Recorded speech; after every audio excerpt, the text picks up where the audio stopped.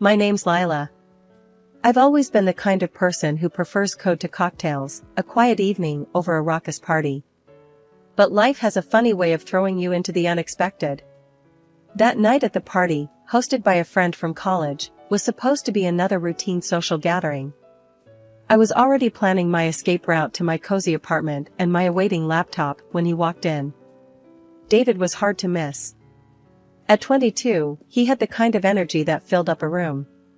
With his athlete's build and an easy smile, he was surrounded by admirers the moment he stepped through the door. I tried to keep to my corner, nursing my drink and fiddling with my phone, but fate had other plans. "Hey, you're Lila, right?" His voice cut through the noise, pulling me back from my digital refuge. I looked up to find those intense eyes fixed on me. "Yeah, that's me. And you are?" I asked, even though I already knew the answer. "David Matthews, the rising hockey star everyone seemed to talk about." "David, I've heard a lot about you. You're the genius programmer at Turner Tech, right?" His grin was infectious, and I found myself smiling, despite my initial resolve to remain disinterested. "Genius might be stretching it, but yeah, I work for an IT company," I said, trying to play it cool. David chuckled, pulling up a chair next to me, uninvited but not unwelcome. "So, what brings you to a party where you clearly wish you were anywhere else?" I shrugged, looking around at the bustling room. "Guess I was trying to be social. My friends keep telling me I need to get out more." "That's funny." David leaned in, his voice dropping to a playful whisper. "Because I've been trying to get out of these things too. Too much fake chatter." "You want to escape? Let's grab some real food, this party stuff is just fluff." I hesitated. This wasn't my usual style, but there was something about David that felt different, genuine. Maybe it was the way he looked at me, like he really saw me, not just the quiet girl in the corner. As we sneaked out of the party, the cool night air felt like a splash of clarity. We ended up at a 24-hour diner, the kind with greasy fries and endless coffee. David ordered the biggest burger on the menu for us to split, and I found myself sharing stories about coding mishaps and server crashes. David listened, really listened, nodding and asking questions that showed he got it, even if he didn't know a router from a modem. It was refreshing, talking to someone who didn't glaze over when I geeked out about technology. As the night turned into early morning, I realized that David wasn't just a hotshot athlete, he was thoughtful, funny, and surprisingly down to earth. Maybe that's why when he suggested we do this again next Friday, I didn't think twice before saying yes. David and I had been the talk of our circle since he started courting me. Despite our age difference, with me being 32 and him only 22, there was something electric between us. Honestly, it was flattering to have someone so vibrant and full of promise by my side. The day David decided to introduce me to his mom, Susan, I was nervous. The moment we arrived, the look on her face said it all. It was like she had tasted something sour just seeing me. "So, you're Lila," Susan began, sizing me up as if I were an item at an auction. "David has told me very little about you, which I suppose isn't surprising." I tried to smile, extending my hand. "It's nice to meet you, Susan." She barely touched my hand before pulling back. "Let's sit down. We have a lot to discuss, apparently." As we sat in her meticulously decorated living room, the air thick with tension, Susan didn't waste any time. "David tells me you two are planning to marry. He's a professional athlete, on his way to becoming a star. And you, Lila, you're a programmer, correct? And quite a bit older than him." "Yes, I am a programmer," I replied, keeping my voice steady, despite her tone. "And yes, there's an age difference, but we love each other." Susan scoffed. "Love," she muttered under her breath. "David, she's 32. You're just 22. You should be thinking about your career, not settling down with someone who—" "Mom," David interrupted, his voice firm. "I love Lila. That's what matters to me. We're getting married." Susan's eyes narrowed. "You're blinded by infatuation. Think about your future, your contracts, your endorsements. This is a mistake." I felt a surge of defiance. I'm not here to argue, Susan. I came because David wanted us to meet. I respect your concern, but our decision to marry is ours to make. David nodded, squeezing my hand under the table. Exactly. We've talked this through, and we're serious. Lila's age, her job, it doesn't matter to me. What matters is how we feel about each other. Susan leaned back, her expression unreadable for a moment before she spoke again. Well, it seems I can't convince my own son to think clearly. If you're going to be part of this family, Lila, I expect you to understand the pressures David will face. Can you handle that? Without dragging him down? Her words stung, but I held my gaze. I'm not here to drag anyone down, Susan. I support David fully, in his career and everything else. There was a pause, a heavy, uncomfortable silence, before Susan stood up abruptly. I need to think about this. David, you're welcome to stay for dinner. Lila, I think it's best if you leave now. David started to protest, but I stopped him. It's okay, David. Let's not make this harder. I'll go, but think about what I said, Susan. I'm not the enemy here. When I found out I was pregnant, I was over the moon with joy.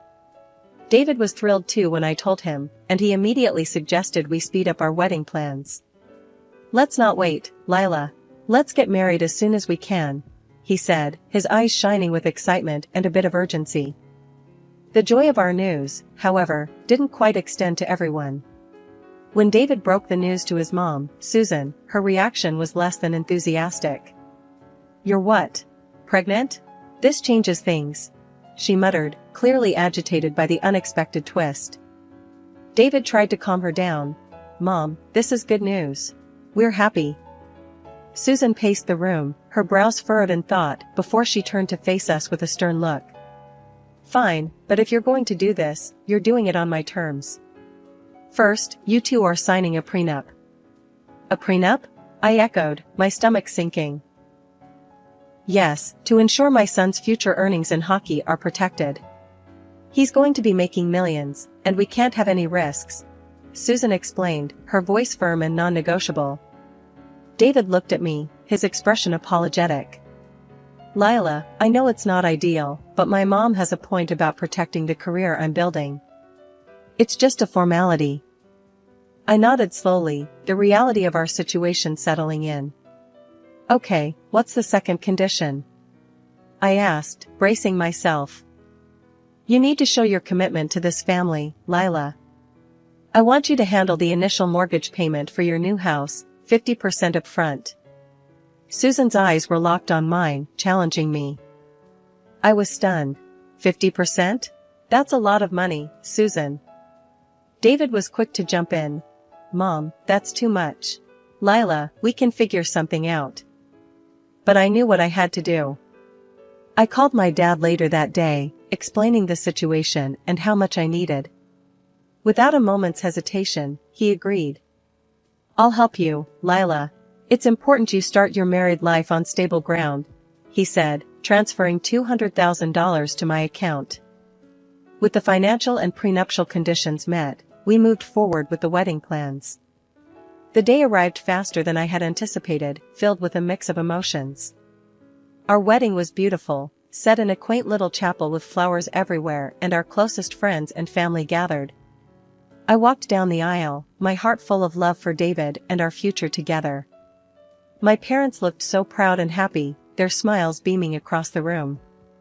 But there, off to the side, stood Susan with a look that could only be described as sour. Throughout the evening, her displeasure was evident. She wore a tight smile as guests congratulated her, her eyes often darting towards me with undisguised disapproval. Despite her attitude, David and I tried to focus on the positive. We mingled with guests, laughed, danced, and celebrated our union and the little life growing inside me. After the wedding, it didn't take long for life to take a sharp turn into the unexpected. Susan declared she'd be moving in with us, supposedly to help me through the early stages of pregnancy. I wasn't keen on the idea, but to avoid any drama, I reluctantly agreed. Little did I know, this decision would soon transform my home into a battleground where peace was a rare commodity. Within weeks of moving in, Susan had taken over the house. It was subtle at first, a few items moved here and there, some new decorations. But soon, her presence and influence grew stronger, more invasive. She didn't do much in terms of actual housework or helping me. Instead, she spent her days shopping with the money David made from his hockey career, filling our already cozy home with lavish furniture and expensive clothes that reflected her taste, not ours. One afternoon, as I was trying to rearrange some of these new additions to make space for my own things, Susan walked in, her eyes scanning the room critically. "Lila, what are you doing? You're just moving things around without improving anything. You should focus more on resting and less on these useless activities," she snapped, her tone harsh and condescending. I bit my tongue, holding back my frustration. "I'm just trying to make some space, Susan. It's getting a bit crowded in here." "Crowded? This is quality, Lila. These are things a proper home should have. You should be thankful," she retorted, waving a dismissive hand at my simpler decorations. Feeling the sting of her words, I tried to keep my cool. "Susan, I appreciate your help around the house, but maybe we could tone down the shopping a bit. There's hardly space to move." Susan's eyes narrowed, her voice cold. "I'm only trying to bring some standard to this place. If you can't see that, it's not my problem. You should focus on what's important, like taking care of David." The remark hit harder than expected, and I felt a mixture of anger and helplessness. This wasn't the home I had envisioned for us, filled with love and mutual respect, but rather, it was turning into a showcase of Susan's tastes and preferences. Later that evening, when David got home from practice, I decided it was time to discuss the living situation. "David, we need to talk about your mom," I started, my voice steady but filled with concern. "What about her?" He looked tired, rubbing the back of his neck as he sat down. "She's taking over the house, David. And she's constantly criticizing me, making me feel like I'm not doing enough around here," I explained, hoping he'd understand. David's face hardened, and he sighed deeply. "Lila, she's just trying to help. You know how she is. She wants everything to be perfect. You should try to get along, show her some respect." As the days turned into weeks, Susan's dominance in our home grew. My attempts to reclaim some sense of normalcy or to assert my preferences were met with cold resistance from Susan and frustrating neutrality from David. The more I tried to adapt, the more isolated I felt within my own walls.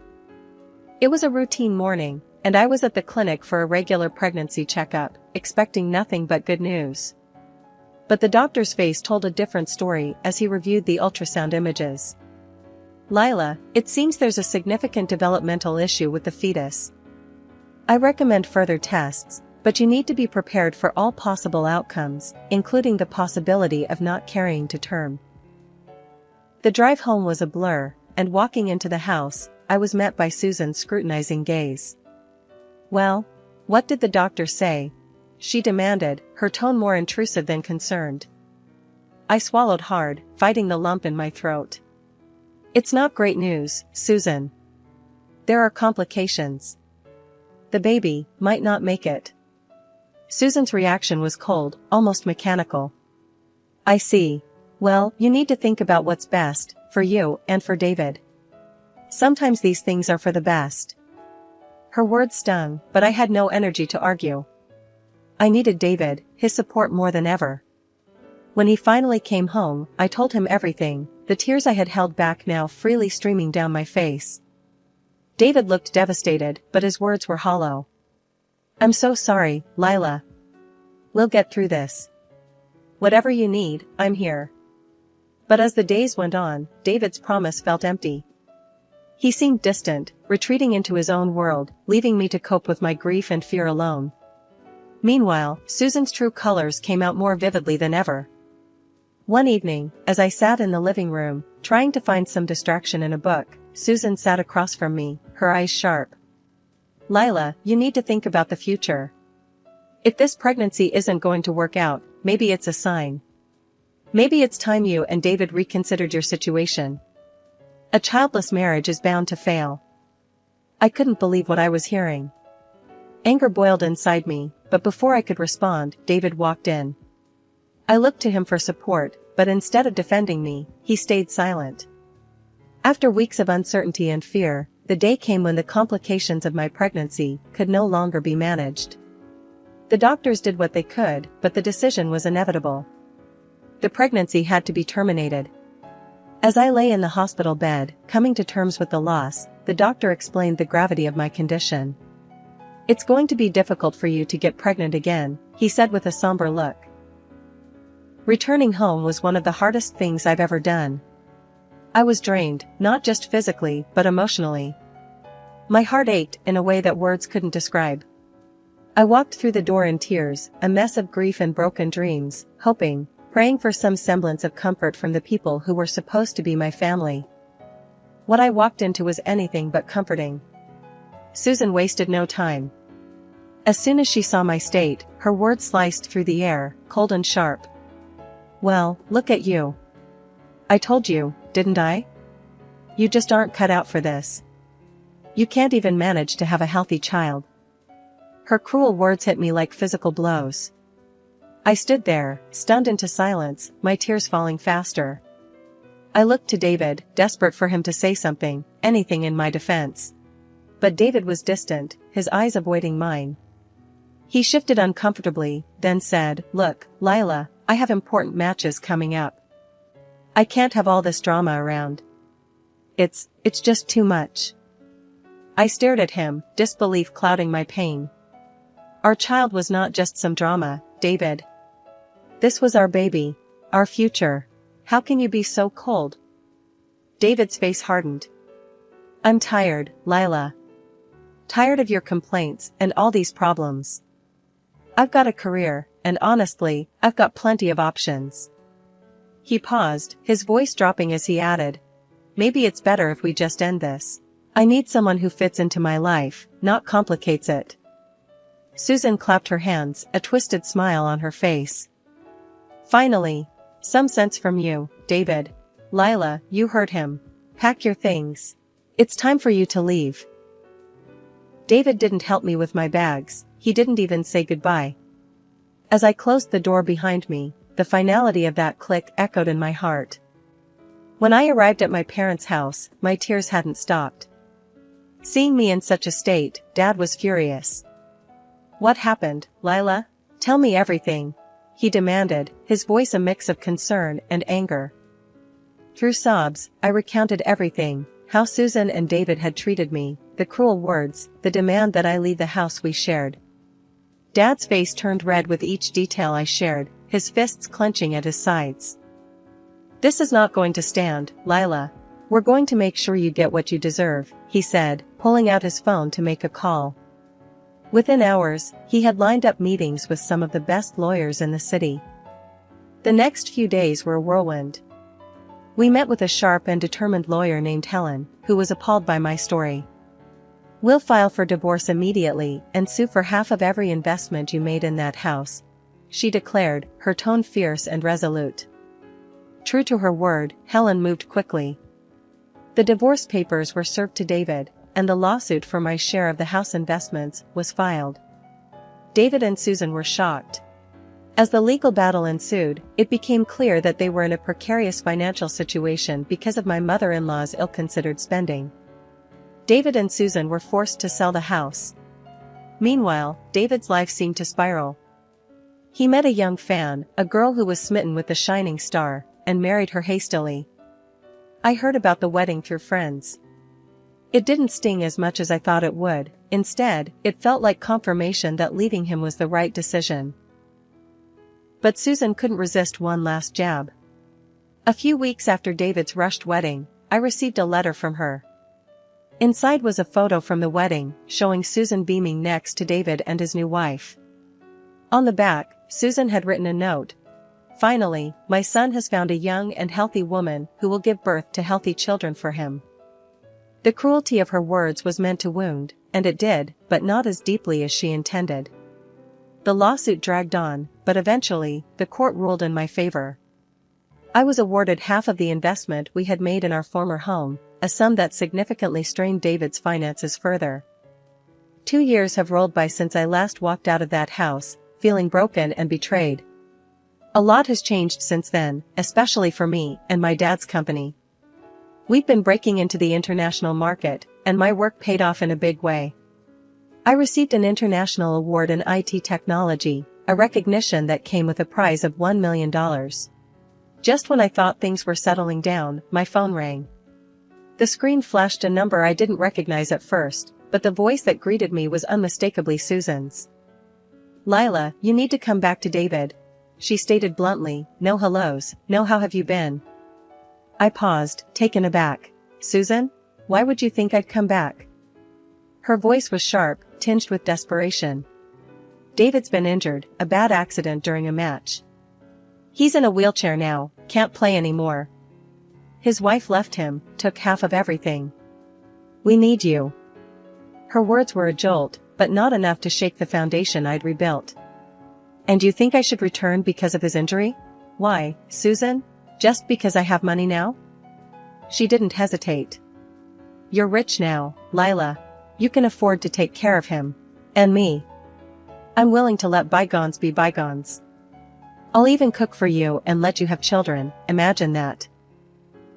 I couldn't help but laugh, a short, bitter sound. "Susan, do you hear yourself? You want me back as some sort of nursemaid to David and his financial backer to you, just because I won money? It's always about money with you." Susan's voice cracked, angry and sharp. "You owe us, after everything." I shook my head, even though she couldn't see. "I owe you nothing, Susan. I built my life again from scratch, without any help from you or David. You threw me out when I was at my lowest. Why would I ever think of coming back?" There was a silence on the other end, heavy and thick. Then Susan spat out, "You're making a huge mistake, Lila." "I made my mistakes, Susan, but I learned from them. And returning to a life that nearly broke me isn't a mistake I'll make twice," I replied, my voice calm and steady. Hanging up the phone, I felt a surge of freedom. Her words no longer had the power to hurt me. I was truly free, and my life was my own. Looking around my office, filled with awards and the buzzing of computers, I knew I was right where I was meant to be. Later, at home, I poured myself a glass of wine and stepped out onto my balcony, looking out over the city lights.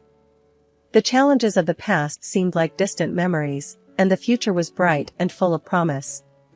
I had found success and contentment in my work, and I was surrounded by people who valued and respected me. As I sipped my wine, I thought about Susan's call, her voice so filled with anger and desperation. It was clear that in her world, money still dictated worth. But in my world, I measured wealth not by dollars in the bank, but by the happiness and peace I'd fought so hard to achieve. One crisp morning, as I walked into the office, the buzz of the upcoming product launch was palpable. My team, a group of brilliant and driven individuals, greeted me with enthusiastic updates. "Lila, we're almost ready to roll out the new software. Just a few tweaks left," Jenna, one of our lead developers, informed me, her eyes sparkling with excitement. "That's great to hear, Jenna. Make sure those tweaks are solid. We can't afford slips, not with so much riding on this," I replied, my tone both encouraging and firm. Jenna nodded, her demeanor serious. "Absolutely, Lila. We're on it." I received a call from Dad later. His voice was brimming with pride. "Lila, I just wanted to tell you how proud I am of you. Not just for your success at the company, but for how you've handled everything life threw at you." "Thanks, Dad. It means a lot to hear that from you. I couldn't have done it without your support," I responded, feeling a warmth spread through me. "You did the heavy lifting, kiddo. I was just here to offer a hand when you needed it," he said, and we both laughed. That evening, as I walked through the park on my way home, I felt a deep sense of peace. I stopped for a moment, taking in the beauty of the setting sun, the laughter of children playing nearby, and the gentle rustle of leaves in the breeze. It was moments like this that I had once thought were lost to me forever. But here I was, standing strong, the master of my fate once more. I had faced betrayal and loss, fought back against those who sought to bring me down, and emerged not just unscathed, but stronger. As I resumed my walk, a plan began to form in my mind. I wanted to use my experiences to help others who might be facing their own battles. Perhaps a foundation, something that could offer support and strength to those in need.